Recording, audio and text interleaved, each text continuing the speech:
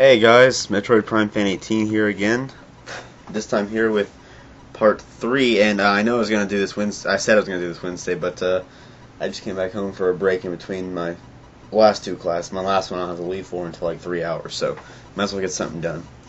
And this is going to be part 3 of 5 of my Half-Life series review, and this game I'm going to be reviewing this time is Half-Life 2 Episode 1. Now, of course, this is a sequel to Half-Life, and this game basically continues where Half-Life 2 left off.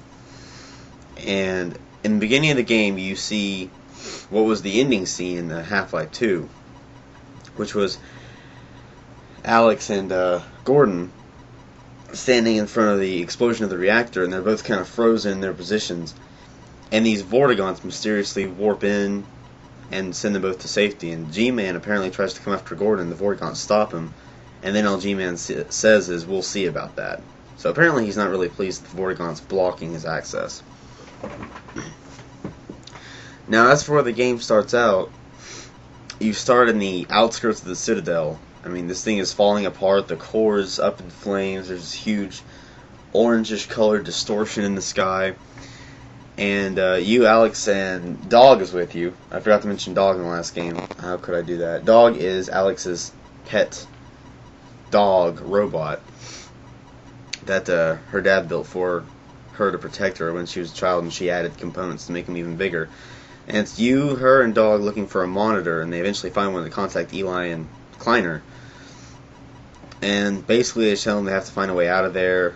The transmission goes out. Dog gets this idea that they can get back into the Citadel if they get into this old van, and Dog shoots them over there, which works. And after you get into the Citadel and you go through this wild roller coaster ride while inside the van, you eventually have to bring the cores, I think it's called the containment field, back up to prevent it from exploding as soon as it would if it had never been turned on. And while you're taking care of the containment field, Alex finds this encrypted file within the Citadel and copies it and puts it in this little flash drive thingy. And right as she puts it in her pocket, or on that little strap she carries, alarms go off, and the enemies are definitely alerted to your presence now. So you have to get out of there as quick as you can. And you go through the lower levels on this train full of stalkers, which are those big human things that just look like zombies, which is basically all they are. They've been transformed by the Combine to work as mindless slaves. And you end up in the I don't really know how like an underground highway of City 17. And you just work your way through the underground, and you eventually come back up to the surface. And right when you come to the surface, you see that the surface has just been desecrated completely by Striders, those giant robot walkers. And you see Kleiner's face on this giant TV in the distance. He's giving out some sort of recorded broadcast. Alex doesn't know it's recorded at first till she sees it loop around. And from there, you're told you have to make your way to a train station and escort citizens of City 17 onto the train, and then you two have to escape yourselves. And once you're at that stage, you open this door, the final level. I mean, this game is really short. I mean, Half-Life 2 is still the longest. Half-Life 2 is like 13 chapters, I believe. This game is only 5 chapters, and Half-Life 2 Episode 2 is like 7, I think. 7 or 9. In the final level, you open this giant door for Alex to go through, and right when you're about to go through it, this Strider blasts both the door and the door's control. I mean, just suddenly appears and blasts both those things, so you have to go all the way around it. You have to go up and over many things to finally get into the room where Alex was. And you eventually also have to destroy the Strider. And once you do, both of you get on the back of the train and you leave, and she's like, yes, you made it. And on your way out of City 17, you see all these pods from the Citadel launching. These pods contain these things you also encounter in the beginning of the game called Combine Advisors. These things are these grotesque... I mean, you see more of these big time in Episode 2, but for now you can only see them kind of. They're these enormous, disgusting-looking slug-like creatures, which have very limited physical strength, but their mental capacities are so large they can fly, and, well, not really fly, but levitate, and they can also lift things up, like psychically, telekinesis. And, I mean, still, their full capacities are seen in episode 2, but, yeah, my cat's in my lap right now. And so you're on your way out, you see their pods. I mean, they travel in these things that are called pods, and multiple pods are flying out of the Citadel just everywhere. And eventually the core does explode in the Citadel, and then the whole screen just goes white, and you just hear Alex kind of cowering in fear. I mean, Gordon's standing right next to her, and you're both on the back of a train. And both of you are just kind of, in wonderment of what's going to happen, and that's where the game ends. So this game is a huge cliffhanger ending until episode 2 came out.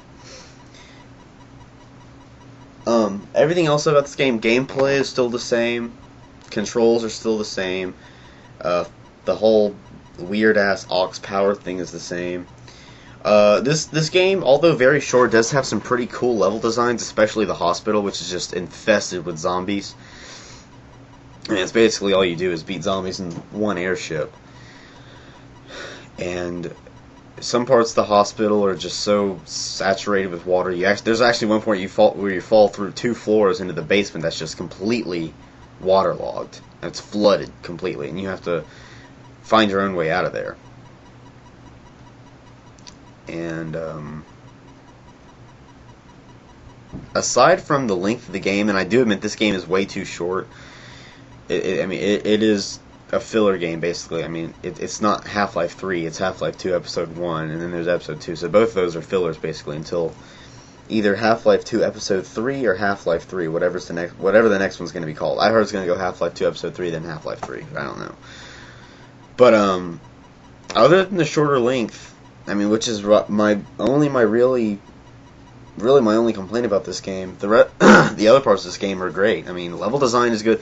It shows new types of gameplay, especially in the first half of the game where you have to get through the Citadel. And there's a lot of stuff you have to do in this game that you never did back in Half-Life 2, or the original.